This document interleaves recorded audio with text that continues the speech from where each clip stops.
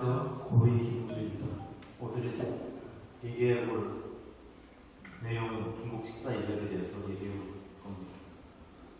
일단 첫 번째로 자리하는 방법, 두 번째 요리 나오는 순서, 세 번째 음식은 짝수로 연수보다 많이 시키기, 네 번째 회전형 원탑 테이블을 돌려 개인 접시에 들어먹기, 다섯 번째 음식은 남기는 것이 예절, 여섯 번째 밥에 젓가락 꽂지 말기, 네 번째 계산에 대해서 알아보도록 하겠습니다. 첫 번째로 자리하는 방법인데요.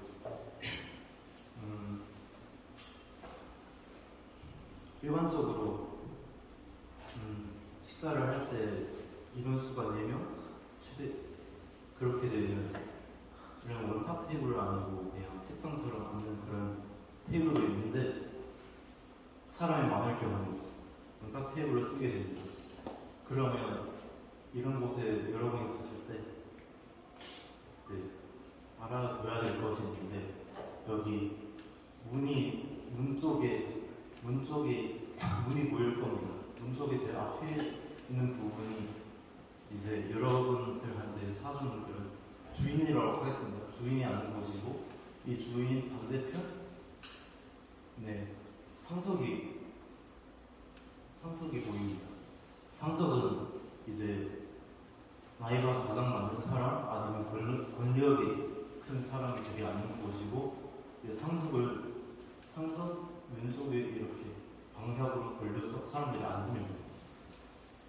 두 번째는 요리에 나온 순서도 있는데, 식당에 가시면 요리는 첫 번째로 냉채류가 먼저 나오고, 냉채류는 대부분 다 짭짤한 음식으로 나옵니다. 그리고 그 다음 볶음으로 나오고 밥, 탕으로 이런 순서로 나옵니다. 세 번째 음식은 짝수, 인원수가 많이 시켜야 됩니다. 이제 이거는 사주는 사람들 입장인데, 왜 이렇게 하냐면요, 이제 중국 사람들은 약간 홀수보다 짝수를 좋아하게 돼요. 그래서 음식을 짝수로 시키고 인원수가 많이 시키는 것은 그 손님에 대한 예절이라고 합니다. 그리고 그 다음 회전형 원탑 테이블을 돌려 개인 접시에 들어먹기, 이것도 한 가지 예인데요. 만약 테이블을 돌려서 자기 앞에 있는 음식을 이렇게 먹는 것이 예절인데, 만약 다른 사람이 지금 접시에 자기 음식을 돌고 있는데 원탑을 돌리는 순간 이제 그것은 싸움이 나요. 그 상황을 보입니다. 그리고 음식은 남기는 것이 예의라고 합니다. 아무리 맛있는 음식에서도 다 먹으면 이제 그 주인 입장에서는 내가 좀 부족했구나, 약간 음식을 좀 약간 준비성이 있다고 생각합니다. 왜냐하면 이제 음식을 다 먹으면, 깨끗하게 먹으면, 한국 사람은 그거 음식 낭비 아니야? 이렇게 생각하는데, 중국 사람들한테는 내가 준비성이 모자랐네, 다음번에는 더 많이 시켜야지, 이렇게 생각합니다. 그리고 밥에 젓가락 꽂지 말기, 이거는 여러분도 알다시피 그 젓가락을 밥에 꽂으면 중국 사람들은 이제 죽은 사람들에게 이제 향을 피우는 그런 것으로 오해하기 때문에 그렇게 하시면 안 됩니다. 그럼 숟가락은 꽂아도 돼요? 네, 그건 될 것 같아요. 그리고 계산도 아주 중요한 것인데, 계산은 대부분 사람들이 하는 것인데, 이제 여러분들이 만약 그런 주인의 입장이 되셨다면 꼭 계산 내용을 확인하고 계산하는 게 좋습니다. 왜냐하면 사기 될 수도 있기 때문에 그런 점 기억해 주시기를 바랍니다. 감사합니다. 안녕하세요. 고인 송채은입니다. 우리는 살아가면서 누군가 부딪히며 살아갑니다. 그리고 자기 자신과도 마찬가지죠. 정서적인 관점에서 무엇인가에 부딪히지 않고 사는 사람은 없습니다. 나이가 어리든 많든 선진국이든 원주민 마을이든 어디에서나 누구에게서든 물리적인 문제들을 포함한 것뿐만 아닌 정서적인 문제도 일어납니다. 제가 발표할 주제는 갈등입니다. 갈등의 사전적 의미는 개인이나 집단이 가지고 있는 두 가지 이상의 목표나 정서들이 충돌하는 현상을 말합니다. 갈등의 가는 칡을 듣는 등나무를 가리킵니다. 칡과 등나무가 같은 나무에 감아 올라가게 되면 칡은 왼쪽으로, 등나무는 오른쪽으로 감아 올라가기 때문에 서로 문제가 발생합니다. 갈등은 이와 같이 칡나무 덩굴과 등나무 덩굴이 서로 얽힌 모습에서 생겨난 말입니다. 갈등이라는 것은 어느 누군가와의 직접적인 대립에서의 갈등일 수도 있지만 이것을 먹을지 저것을 먹을지 고민하는 것도 갈등입니다. 갈등은 크게 외적 갈등과 내적 갈등은 나눕니다. 첫째로 외적 갈등이란 한 인물이 다른 사람이나 세상, 환경과 대립하여 나타나는 갈등입니다. 우리가 갈등이라는 것을 들었을 때 가장 먼저 떠올리는 사례들이 이 외적 갈등 속에 포함되어 있을 텐데요. 친구랑 다투거나 부모님이랑 의견이 맞지 않아 수다거리거나 정당하지 못한 사회 제도에 대항하는 시민 불복종 또한 이 외적 갈등에 포함됩니다. 둘째로 내적 갈등이란 한 인물의 마음속에서 서로 다른 생각들이 다툴 때 나타나는 갈등입니다. 다시 말해 한 사람 안에서 두 가지 이상의 의견이 부딪혀 일어나는 것입니다. 고민이 대표적인 내적 갈등이죠. 고민을 안 하고 사는 사람은 없습니다. 이 말은 즉슨 갈등이 없이 사는 사람은 없다는 말입니다. 대부분의 사람들은 갈등을 부정적인 것으로 생각하고 있습니다. 서로 부딪히는 것은 안 좋은 것이다. 그러니까 갈등은 부정적인 결과를 낳는다라고 말이죠. 하지만 저는 갈등이 나쁜 것만은 아니라고 생각합니다. 갈등을 통해서만 성장하고 배워갈 수 있는 부분들도 많이 있습니다. 저는 오늘 이것에 초점을 맞춰 이야기하려고 합니다. 예를 들어, 여러분이 친구와 다투었다고 합시다. 여러분이 다투었던 그 친구와 멀어질 수도 있겠지만 오히려 더 가까워질 수도 있습니다. 멀어지거나 가까워지더라도 한 가지 얻는 것이 있습니다. 그게 무엇일까요? 바로 이후 비슷한 상황에서의 해결 방법에 대한 깨달음입니다.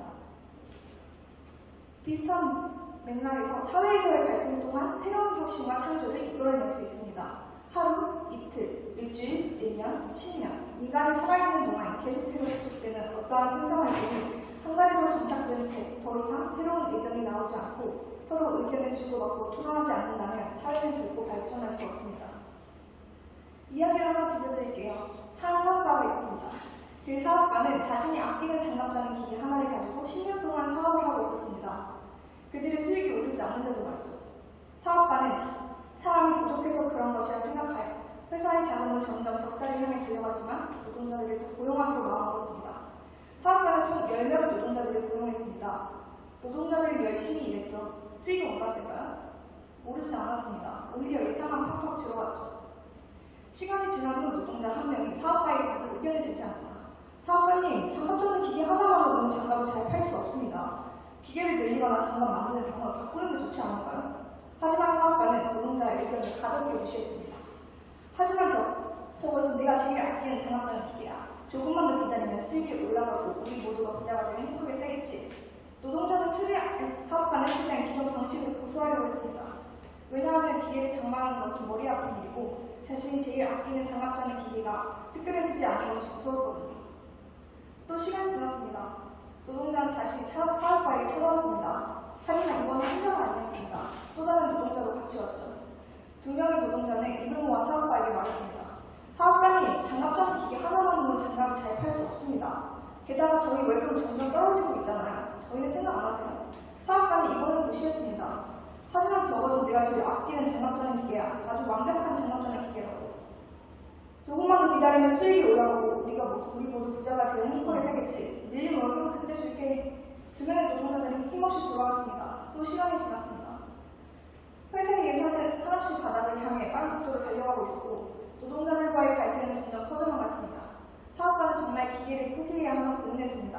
하지만 너무 정이 들었던 기계인지라 포기하지 못했죠. 결국 사업가는 여전히 자신의 의견을 굽히지 않았습니다. 사업가에게 항의하러 오는 노동자들은 하나도 늘어났고 결국 모든 노동자들이 사업가에게 찾아가서 항의했습니다. 사업가는 그제서야 노동자들의 말을 들었죠. 사업가는 나무부터 끌어모아 기계를 장만했어요. 장르는 빠른 속도로 늘어났습니다. 수익도 빠르게 늘어났죠. 노동자들도 드디어 활기를 되찾았습니다. 밀린 월급도 받았고요. 사업가는 그제서야 깨달았습니다. 노동자들과의 갈등을 회피하는 것은 그 순간의 마음은 편하지만 후에는 더 큰 문제들이 줄줄이 달려나온다는 것이요. 제가 하는 이야기가 어찌 보면 당연한 이야기로 들리실 수도 있습니다. 하지만 우리들은 대부분 갈등을 직접 맞닥뜨리려고 하기보다는 피하려고 하고 있습니다. 갈등을 회피하는 것을 반복하여 갈등이 구성원들의 가치관을 전면적으로 분리하는 상황으로까지 나아갈 경우, 그리고 갈등이 구성원의 지위나 생존 자체를 근본적으로 위협하는 상황으로까지 나아갈 경우 문제는 심각하게 되어 있습니다. 화해하는 것만으로 해결되지 않는 갈등도 있는 것이죠. 이해가 되시나요? 쉽게 말해서 예를 들면 국가 간의 갈등이에요. 이 경우 갈등의 여러 세대를 거치면서도 사라지지 않을 뿌리 깊은 원한 관계를 만들어낼 위험성도 있습니다. 그렇다고 갈등이 무조건 답이라는 말은 아닙니다. 무조건 좋게 가려고 한다면 문제는 해결되지 않고 더 커질 수 있다는 말입니다. 또 한 가지 알아야 할 점이 있습니다. 바로 우리가 모두 그리스도의 몸 안에 있다는 점입니다. 이제 너희는 그리스도의 몸이요 개별적으로는 그 지체들이라.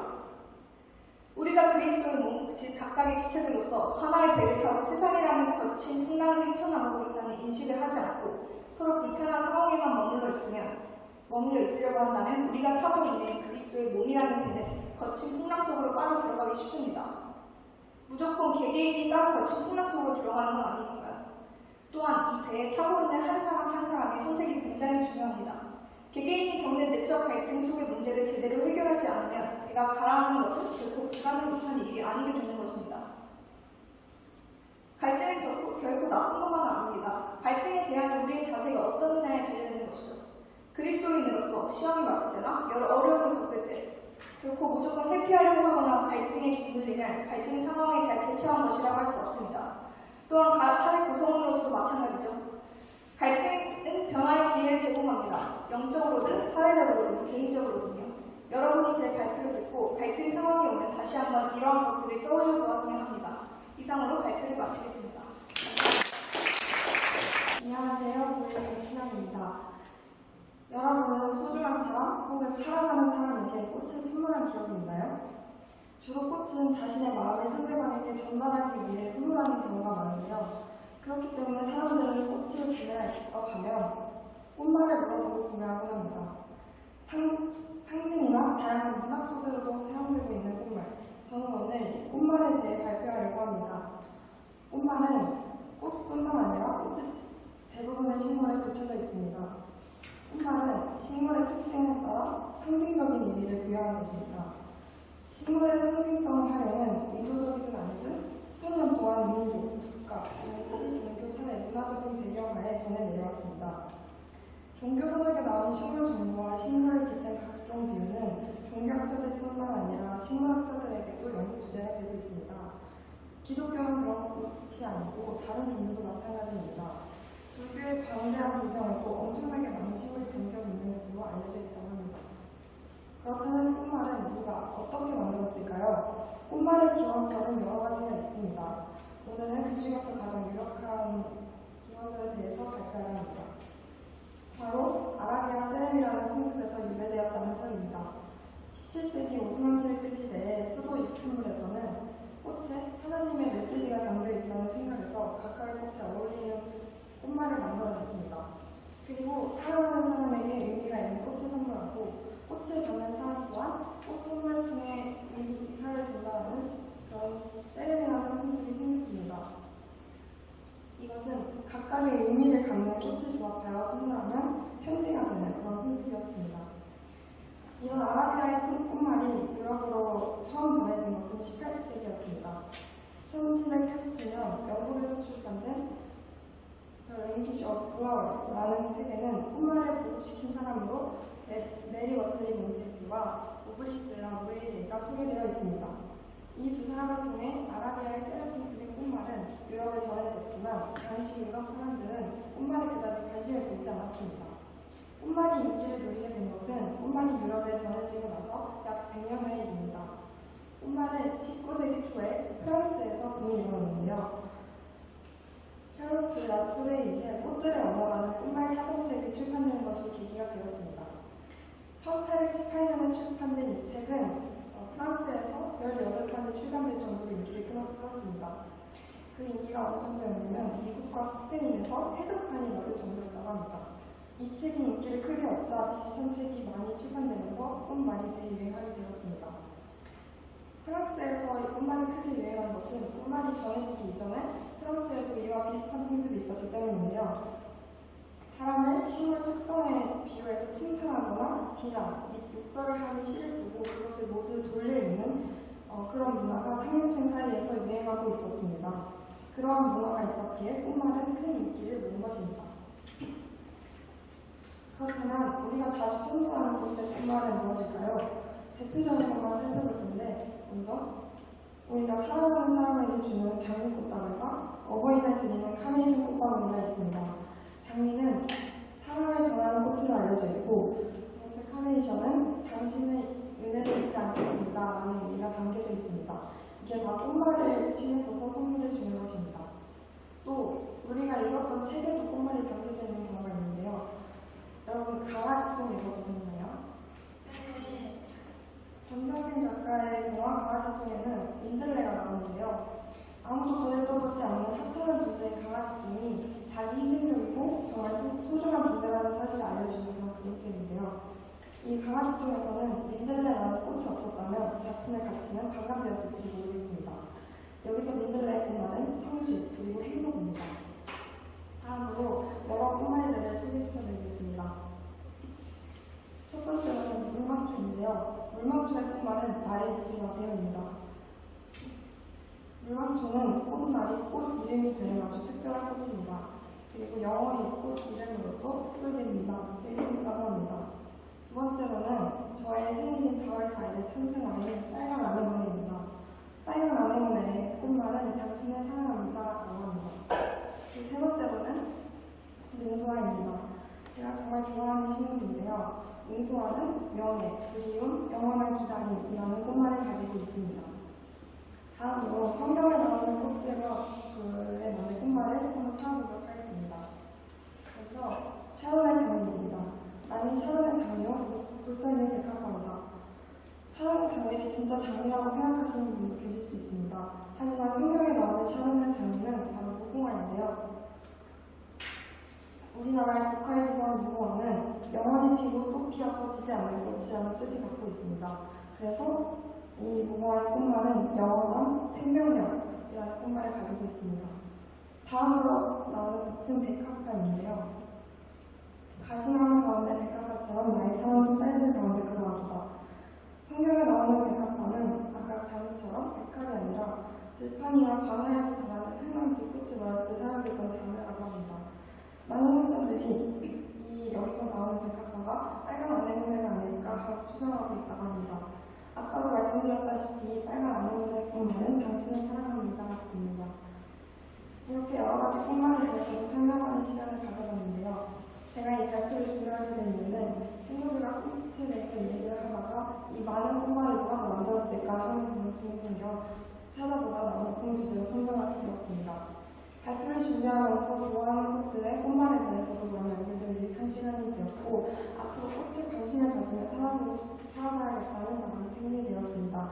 제 발표를 들어주셔서 감사합니다.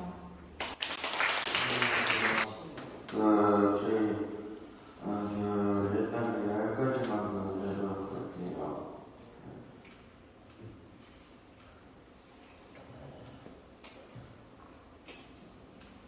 꽃이 잘 있고요.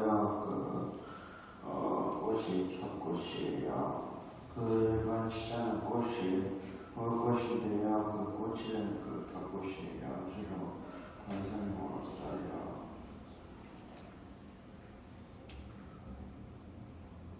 황금열 꽃바나요. 세석수목을 지어보고요. 바나나는 이렇게 열매 특이에요. 주로 꽃보이식물이 열매보이식물이고요. 그리고 사실은 중국이에요. 별볼이 아니라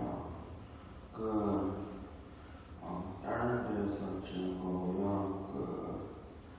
관역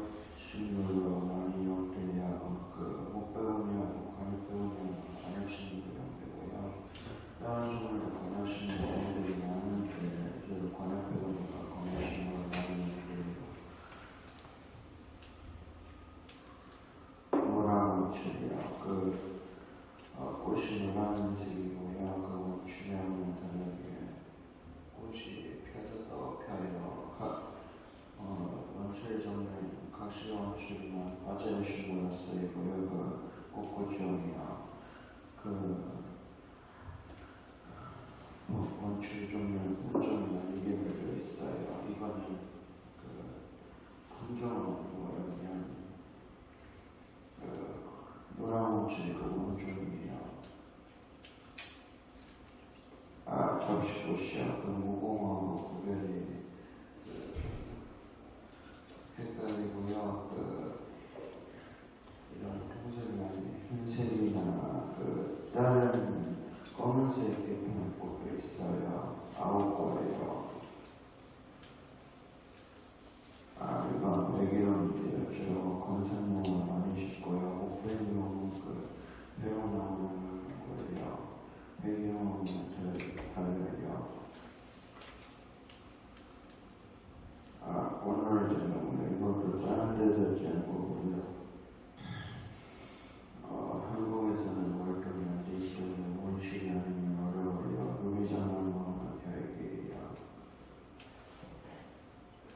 브로테아 키나로 있어요. 이거는 아마 브로테아 종류는 아프리카 국화로 시작되어 있고요. 이거는 종류 중 하나인데요. 브로테아는 화재식물이에요. 밴드라고 제시프라고요. 이건 서울신문에서 지은 거고요. 가장자리가 주황색이고 꽃은 하얀색이에요. 이건 서울신문에서 지은 거고요. 화폐 지금 200이요. 다른 종류는 꽃이 흰색이고요. 주로 꽃이 복주머니하고 복주머니라고 불러요. 감사합니다. 안녕하세요. 고이 김한입니다. 제가 오늘 발표할 주제는 고래로 보는 진화론의 허구입니다. 고래는 정말 놀라운 동물입니다. 1시간 이상 숨을 참을 수가 있고 300m 이상 잠수할 수 있습니다. 진화론을 믿는 과학자들은 고래는 육상 동물에서 진화했다고 주장합니다. 고래의 진화를 보여주는 화석은 매우 확실해서 고래만큼은 최고의 화석의 증거를 가지고 있다고 자부합니다. 하지만 진화론을 반대하는 과학자들은 이 화석은 신뢰할 수 없다고 말합니다. 찰스 로버트 다윈은 고래는 곰에서 진화했을 거라고 했는데요. 그는 종의 기원에서 이렇게 말했습니다. 북미의 흑곰은 고래처럼 입을 넓게 벌려 1시간 가량 물에서 먹이를 잡습니다. 그리하여 곰의 구조는 점점 더 물에 적합하게 되었고 고래처럼 입이 점점 더 커져갔고 결국 자연 선택으로 인해 곰이 고래가 된 것에 문제가 없다고 봅니다. 현대의 진화론자들은 곰이 고래가 되었다는 다윈의 생각을 받아들이지 않습니다. 미시건주의 과학자들은 고래가 고양이과의 동물에서 진화했다고 주장합니다. 이유는 이빨이 유사해서이죠. 캘리포니아 과학센터의 진화론자들은 하이에나와 비슷한 동물이 고래로 진화했다고 주장합니다. 하이에나의 이빨이 멸종된 고래와 비슷하기 때문입니다. 일본의 생물학자들은 DNA의 유사성을 근거로 하마와 같은 동물에서 진화했다고 주장합니다.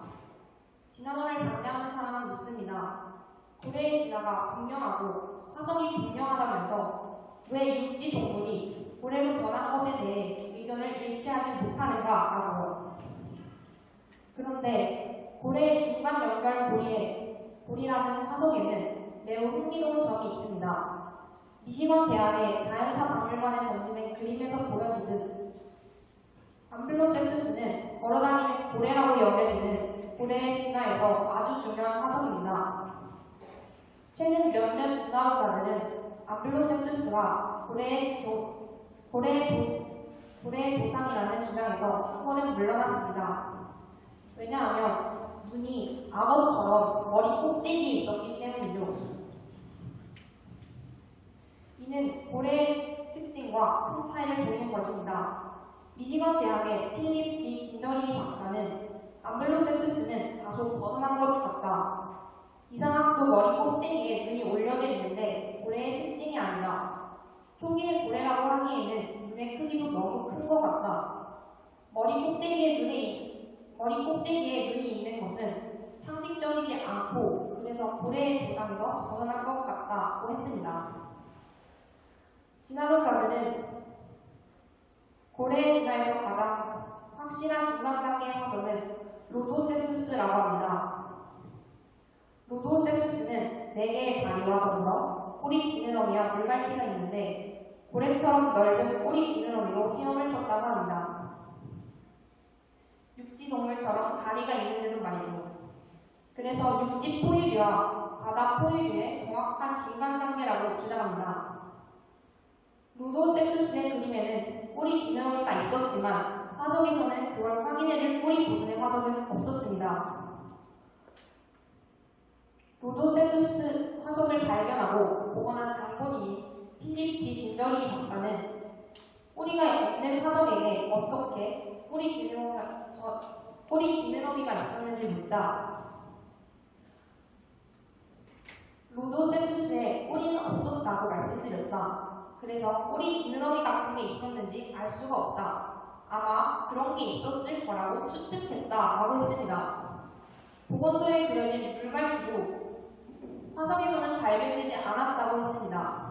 현재 그는 물갈퀴가 있다고 생각하지 않습니다. 박물관에 그려진 로도셉투스의 물갈퀴에 대한 그의 대답은 놀라웠습니다. 후에 우리는 앞발과 다리뼈를 발견하였습니다. 로도셉투스의 앞발에는 고래와 같은 헤엄을 칠 수 있는 물갈퀴가 없었습니다. 그리하여 물갈퀴가 없었다는 것은 헤엄을 칠 수 있는 꼬리 지느러미 역시 없었다는 것을 의미합니다. 그래서 저는 현재 로도셉투스에 고래 같은 꼬리 지느러미가 있었다고 생각하지 않습니다. 라고 했습니다. 많은 전문가들이 고래가 진화를 증명하는 최고의 화석이라고 합니다. 하지만 이건 이러한 사실을 모르기 때문입니다. 진화론의 반대자들은 고래화석은 단지 진화론의 소망을 담은 바램일 뿐이라고 합니다.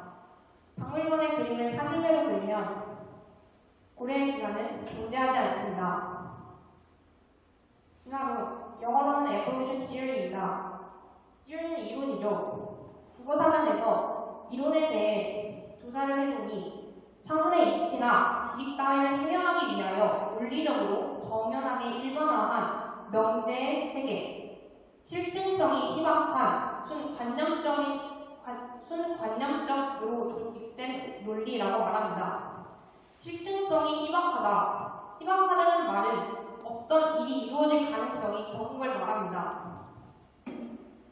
진화론은 찰스 로버트 다윈이 주장한 하나의 이론일 뿐입니다. 정확성은 하나도 없고 논리만이 있습니다. 우리는 진화론이 잘못되었다는 사실을 인터넷이나 SNS에 검색하기에 앞서 우리의 최종 권위인 성경을 먼저 찾아봐야 합니다.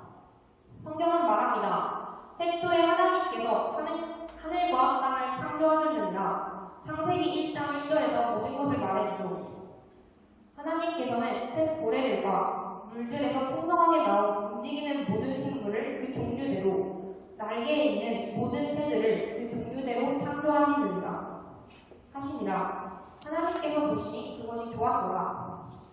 하나님께서는 모든 생물을 그 종류대로 창조하셨습니다. 이상으로 나의 꿈을 마치겠습니다. 감사합니다.